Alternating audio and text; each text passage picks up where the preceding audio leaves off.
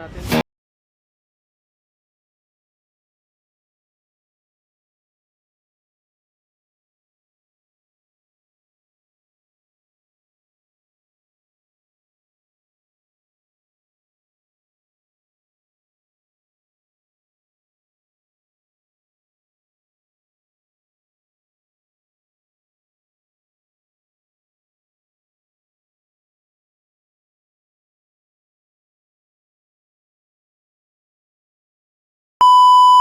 Magandang araw po, ito na naman ako, Dexter Works at your service. Salamat sa Panginoon at binigyan tayo ng pagkakataon na makapagbahagi.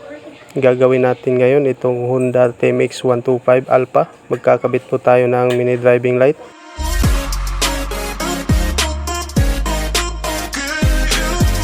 At meron po tayo dito electrical tape, horn relay at saka wire. At saka itong bagong mini driving light. Ito yung mga ilaw niya at ito yung driver niya or balas. TDD yung mini driving light na binili ni Sir. TDD yung brand. Napakaganda at napakatibay ng mini driving light na ito. Ito yung ilaw niya, oh. Napakaganda. Kasi original na TDD ito. 1,000 plus ang bili ni Sir. 1,300 daw. At ngayon simulan na natin mga ka-works. Panoorin nyo kung paano magkabit nito at kung saan ilalagay yung ilaw. Sa pagkabit nito, unang-unang planuhin natin kung saan natin ilagay yung ilaw, yung mini driving light mismo at saka yung kanyang bracket dito sa kanyang motor, kung saan maganda at saka matibay na lagayan para matagal siyang masira at tumagal pa yung kanyang ilaw, yung mini driving light niya. At aabot pa siya ng ilang taon, mga 5 taon. Hindi na siguro yan lugi kapag umabot ng 5 taon bago siya masira. Sa 5 taon, pwede na siguro palitan ng bago yan. Hindi na siguro masakit yan pag bumili na naman tayo ng bago. Kasi mahaba-haba na rin yung serbisyo niya. At ngayon, simulan na natin. Unang-unang gagawin natin dito sa pagkabit ng mini driving light ay dito sa kanyang battery cover, tanggalin natin. Kasi may gagawin tayo dito. Unang-una, magkakabit tayo dito ng fuse. Ang fuse ay isa sa importante na part sa pagwawiring. Para iwas sunog yung mga wire kapag mag-grounded siya. Puputok lang yung fuse, mapuputol siya automatically kapag pumutok yung fuse, kapag may grounded siya. Hindi masusunog yung mga wire. Yan ka-importante yung fuse sa isang motor or sa isang wiring connection. At kapag nailagay na natin yung fuse, maglalagay po tayo ng wire patungo sa relay. Itong fuse, dudugtungan natin ng wire patungo sa number 30 ng relay. Kasi itong fuse with box may dalawang wire ito. Yung isa patungo sa relay at yung isa sa battery terminal, sa positive terminal ng battery. Pangalawa na importante, yung wire gauge na gagamitin natin dito, number 16 or number 18. Yung ilalagay natin dito o gagamitin natin na wire gauge. Maging matibay yung wiring connection natin at saka yung daanan ng kuryente. Importante itong wire gauge kasi ito yung daanan ng kuryente at sa katagalan mag-iinit ito. At kapag manipis yung wire na gagamitin ninyo, maglo-lose contact siya or mapuputol kapag umiinit na yung wire. Kaya importante yung wire gauge. At ngayon simulan na natin mga ka-works. Tanggalin ko muna tong battery terminal dito sa positive terminal ng battery.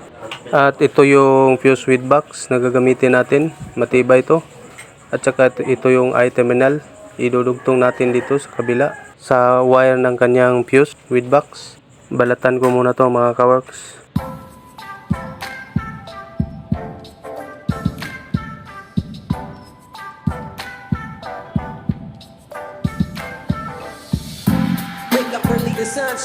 Ayan, tapos ko nang nabalatan yung wire. Itong dito sa may fuse banda at saka dito sa I-terminal. I-connect na natin to. Ngayon, idugtong ko muna to mga ka-work.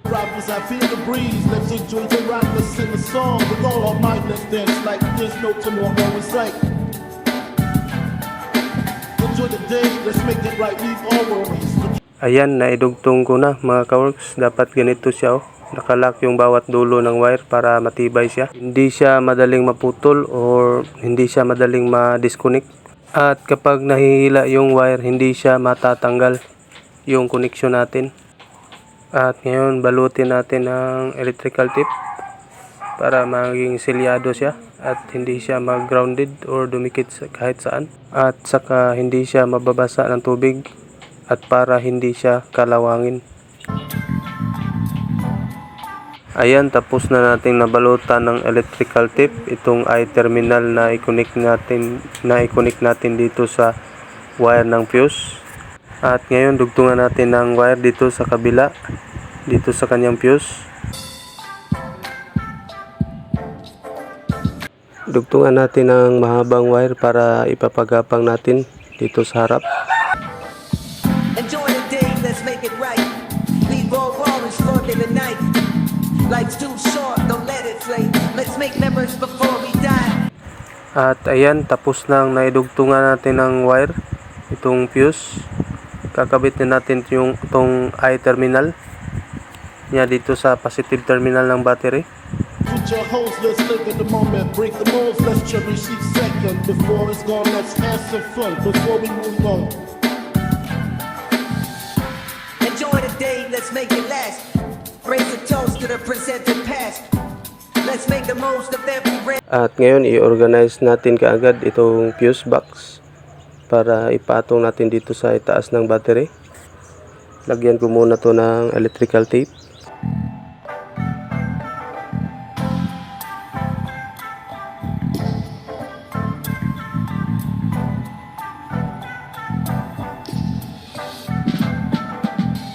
At itong mahabang wire, ipapagapang natin dito sa harap. Isasama natin siya sa harness wire dito sa ilalim. Isusuot natin itong mahabang wire dito sa ilalim ng kanyang harness wire. Pasok natin dito sa kanyang mga cable tie or plastic tie ng harness. Kailangan nating ipasok to sa kanyang cable tie na original dito sa kanyang harness para hindi siya malaglag or hindi siya lawlaw at didikit ito sa makina kasi mainit itong makina. Para hindi masira kagad, isasabay natin siya sa harness wire niya na original kasi itong wire na to galing ito sa positive dito sa positive terminal ng kanyang battery na nilagyan natin ng fuse. Ilalagay natin to sa relay, sa number 30 ng horn relay. Ayan, sundan nyo lang yan naka-plus sa screen na diagram para hindi kayo malito sa pagkabit. At least meron kayong guide. At ito yung relay niya. Itong kulay itim, ito yung number 30 dito sa kanyang socket. Ayan. Ito 86, 85, 30. Dito natin siya ilalagay sa kulay itim sa number 30 ng relay. Itong wire na galing sa positive dito sa kanyang battery terminal. Dito natin ilalagay sa pinapagapang natin na wire itong number 30 dito sa kanyang relay, dito sa kulay itim ng kanyang socket.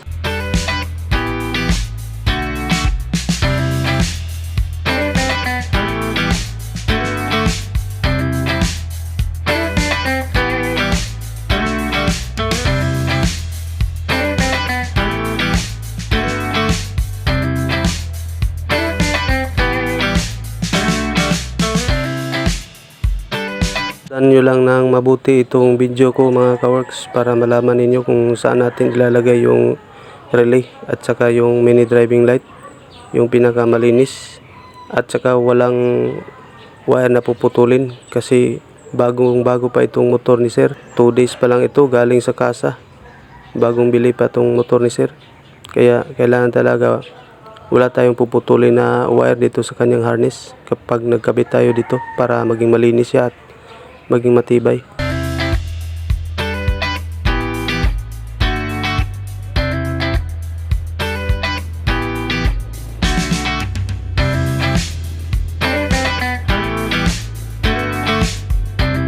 Ayan, naikabit na natin yung number 30. Dito naman tayo sa number 85 ng relay. Dudugtungan natin to ng wire at ipapagapang natin to dito sa kanyang harness. Isusuot din natin to sa kanyang mga cable tie or plastic tie ng kanyang harness.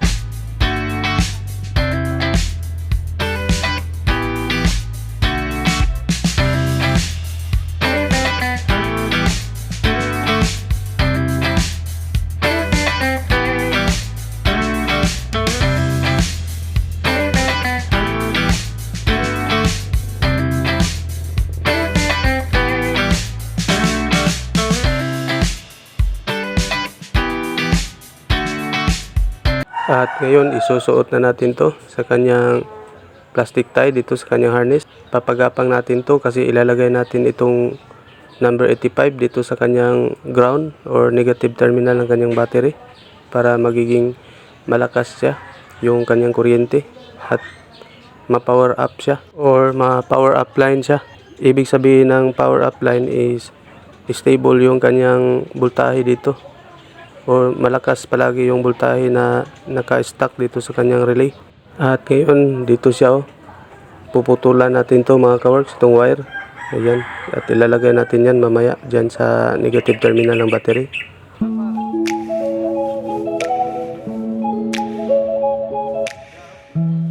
Ayan, kailangan talaga tanggalin itong battery terminal dito para ipaipit natin sa ilalim yung wire na pinagapang natin ng kanyang terminal para hindi siya maputol kapag hinigpitan natin itong bolt or itong tornilyo ng kanyang battery.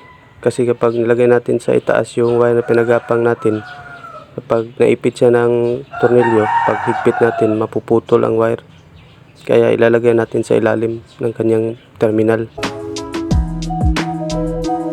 At para hindi siya mag-lose contact.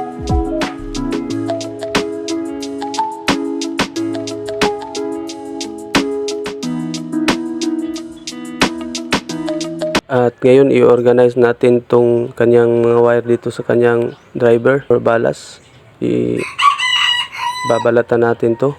Tapos pagsama-samahin yung mga parehong kulay dito.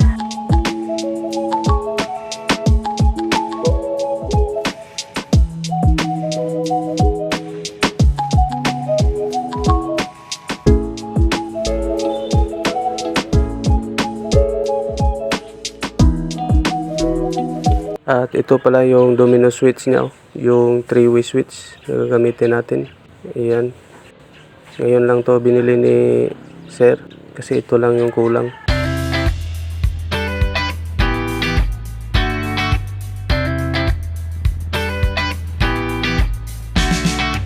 At ngayon pagsamasamahin na natin yung mga parehong kulay dito. Unahin dito natin dito sa kanyang kulay itim na wire.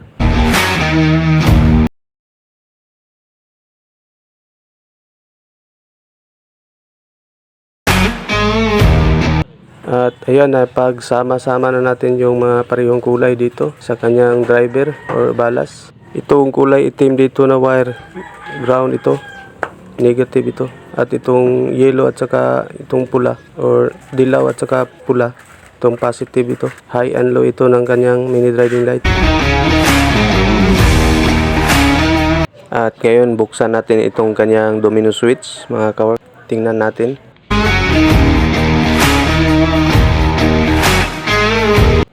Ayan, nabuksan na natin yung domino switch at ilalagay na natin itong kanyang bracket dito. Matibay yung bracket dito sa kanyang domino switch at saka mura lang ito. Kasi yung iba plastic, ito metal po itong bracket niya. At mamaya ikakabit natin itong kanyang switch. At ngayon hanapin natin dito yung after switch kasi ilalagay natin siya dito sa relay sa number 86. Yung accessories wire.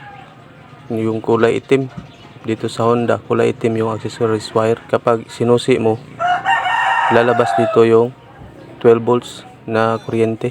Dito natin ilalagay itong number 86 ng relay kasi nailagay na natin yung 30 dito sa kanyang positive terminal ng battery.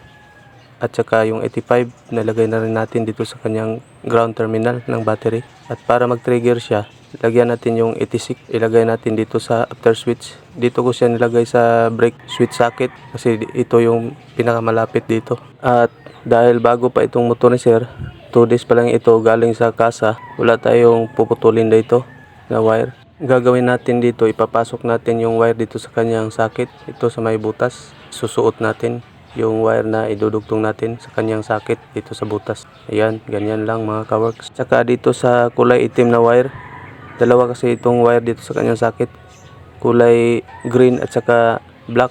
Dito tayo sa black or dito sa kulay itim.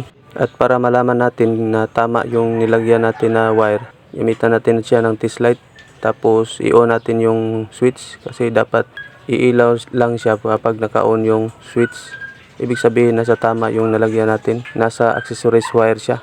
Ayan, okay na, nailagay na natin itong wire na dinugtong natin sa accessories wire. Dito natin sa brake light switch nailagay dito sa kanyang socket. At ngayon isusuot natin itong wire na dinugtong natin. Papagapang natin patungo sa kanyang relay. Dito ilagay natin sa kanyang number 86 ng relay. At ito yung wire na dinugtong natin galing sa brake light switch sa kulay itim na wire doon sa kanyang socket. Ilalagay po natin to sa number 86 ng relay.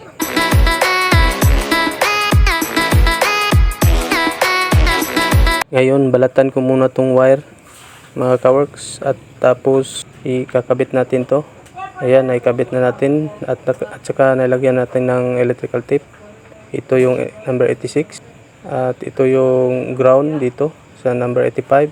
Hindi ko pa nilagyan ng electrical tape itong ground itong number 85 kasi may gagawin tayo dyan mamaya. Saka dito sa number 87 ng relay, itong kulay pula, dito natin ilalagay yung common wire doon galing sa kanyang domino switch. Ngayon tanggalin ko muna tong tornilyo dito sa kanyang signal light assembly dito sa ilalim, ditong maliit na screw ball, at ikakabit natin tong kanyang bracket dito sa kanyang mini driving light, tapos hipitan.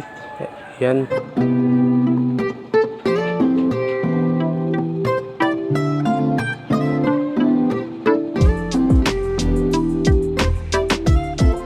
Sa pagkabit nitong bracket ng mini driving light, unang ipasok natin sa kanyang butas itong pin ng tornilyo, tapos itong tornilyo ng signal light assembly. At itong driver ng MDL, dito natin siya ilalagay sa ilalim ng kanyang fuel tank. At ito yung kanyang mga socket, ipasok natin dito sa kanyang harness wire, dito sa kanyang manubela, dito sa may gilid ng kanyang steering post. At itong nasa kanang kamay ko, ito yung socket ng driver or ballast. Meron siyang guide mga kaworks. Tingnan nyo, meron siyang hiwa dito sa kanyang mini driving light mismo, yung sa kanyang socket. Tapos dito merong naka-usli dito sa kanyang driver na socket. At itong kulay pula na wire na dinugtong natin doon sa kanyang ground ng kanyang ballast or kanyang driver, ilalagay natin dito sa number 85 ng relay. Ayan, dyan sa may kulay puti, yan ang number 85 ng relay. At ngayon, ito yung kanyang domino switch. Ilalagay natin ito mga kaworks, itong kulay pula, ito yung main supply. Ilalagay natin dito sa number 87 ng relay.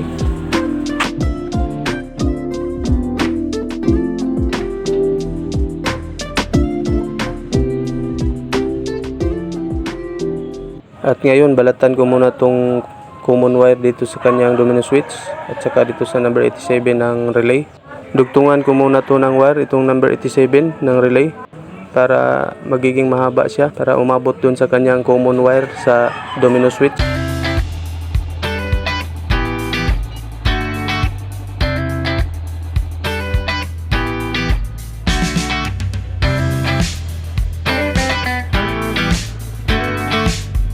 At itong kanyang relay ilalagay natin dito sa ilalim at putulin natin tong wire dito na kulay pula, galing ito sa 87 ng relay, at idudugtong natin yan mamaya dito sa kanyang common wire sa kanyang domino switch.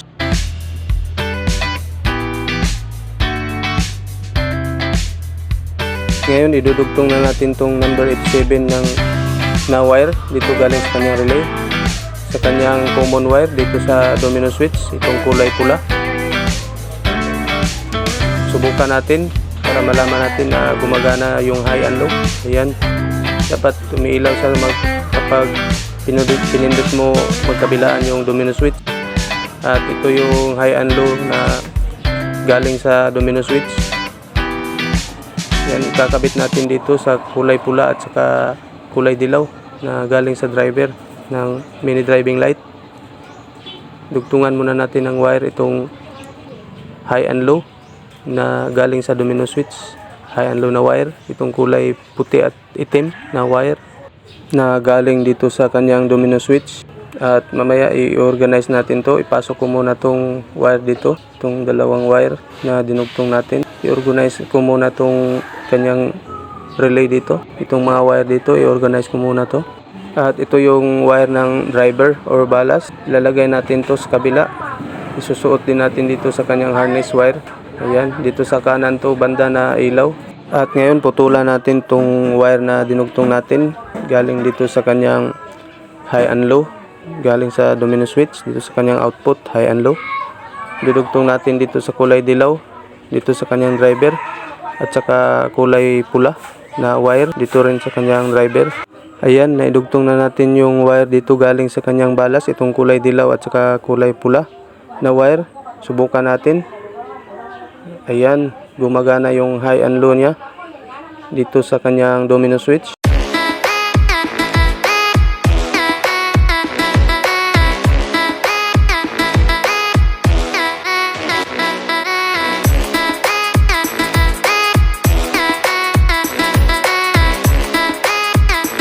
Ayan, tapos na nating naidugtong yung wire na galing sa domino switch at na-organize na rin natin yung mga wire dito. Ito yung relay niya at saka ito yung driver niya or ballast ng mini driving light. At ito yung wire na galing sa relay number 86 at ito yung number 85 galing din sa relay. Ito yung number 30 at ito yung fuse box niya ng mini driving light. At itong relay dito, lagyan natin ng tali. Itali natin ito para hindi siya malaglag. At ngayon subukan natin yung ginawa natin. Ayan, gumagana. Wala pang switch itong ilaw ng motor ni sir kasi bago pa lang ito. Ayan, tapos na yung ginawa natin. Dito ko siya nilagay yung ilaw ng mini driving light. Ngayon baliktarin ko ito mga kaworks kasi ang gusto ni sir yung low niya kulay puti, tapos yung high niya kulay dilaw. Yan ang gusto ni sir, kaya ako binaliktad itong ilaw na ng mini driving light. Kasi kanina nang sinubukan natin, yung low niya kulay dilaw at saka yung high niya kulay puti, kaya binaliktad natin yung ilaw ng mini driving light para makuha natin yung gusto ni sir na yung low niya kulay puti at yung high niya kulay dilaw. At ngayon ilalagay na natin yung domino switch dito sa kanyang side mirror holder dito sa left side. Ayan, okay na, nailagay na natin. I-organize natin yung wire ng domino switch. Ayan na yung finished product natin, yung finished project natin dito sa mga kaworks. Ayan na lahat yung mga wire ng mini driving light, isinabay ko sa kanyang harness. Tapos final review tayo dito sa kanyang connection dito sa battery. At ito yung number 85 na wire galing sa number 85 ng relay. At saka ito yung number 30 ng relay. Ayan, meron siyang fuse dito. Dito ko siya nilagay sa kanyang battery terminal, sa positive terminal ng battery. At ito yung diagram na naka-plus sa screen. Sundan nyo lang yan mga kaworks kapag nagwa-wiring kayo o nagkakabit kayo ng mini driving light. Ito yung number 86 ng relay. Dito ko siya kinuha sa brake light switch socket, yung kulay itim na wire na may kasamang green. Ayan, dito tayo sa kulay itim na wire magkukuha ng connection patungo sa 86 ng relay. Kasi itong kulay itim, ito yung accessories wire. Kapag isinusi mo, lalabas yung positive supply. At hanggang dito lang muna tayo mga kaworks. Subukan natin yung ginawa natin na mini driving light. Subukan natin yung high, ayan, yung low, ayan, high and low. Kulay puti yung low, kulay dilaw yung high. Ayan, okay. Naibigay natin kay sir yung gusto niya. At ito yung domino switch.